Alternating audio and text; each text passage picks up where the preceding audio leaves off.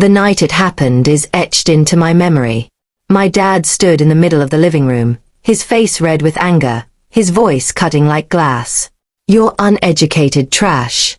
Get lost, you're a nobody," he roared, and before I could even defend myself, he slammed the door behind me.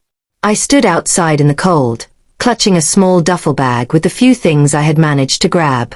My chest burned, not just from the winter air but from the weight of his words. 4 years, I had lived under his shadow, constantly told I was worthless because I didn't follow the path he wanted. That night though, something inside me shifted. I could either let his words define me, or I could use them as fuel. With nowhere else to go, I decided to leave town altogether. I moved to a small city 2 hours away, starting fresh with nothing but determination. At first, it was brutal. I slept on a friend's couch for weeks, worked double shifts at a diner, and took online classes late at night. Every time exhaustion threatened to crush me, I remembered my father's sneer. Nobody. That word kept me moving, kept me fighting. Months turned into a year, and slowly, I built a new life. I saved enough money to rent a tiny studio apartment. It wasn't much, just 1 room and a bathroom, but it was mine. No one could throw me out. With time, I completed my certifications in IT. It wasn't a college degree like my father had demanded, but it was a path I had chosen for myself. Soon, I landed an entry-level job at a tech firm. It felt like the first real victory of my life. The first paycheck I held in my hands made me cry.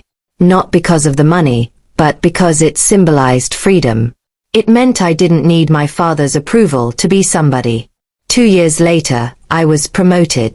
My boss saw potential in me, something my father never had. I worked harder than anyone else, determined to prove, not to him anymore, but to myself, that I was capable of more than he ever believed. Eventually, I moved into a bigger apartment, bought a car, and started traveling. I tasted a life my father swore I'd never have. Then one day, out of the blue, my phone rang. It was my mother. Her voice trembled as she said, "Your father, he wants to see you." I froze. After everything he had done, after the years of silence, now he wanted to talk? Part of me wanted to hang up. But curiosity and closure pulled me back home. When I walked into my parents' house, I barely recognized the man sitting in the living room. My father looked smaller, older, worn down by time. He didn't shout. He didn't sneer. Instead, his eyes filled with something I never expected. Regret. "I was wrong," he said quietly. "I thought belittling you would push you harder. Instead, I pushed you away. And yet, you became more than I ever thought you could." For a long moment, I didn't answer. The anger and hurt still lingered, but so did a strange sense of triumph.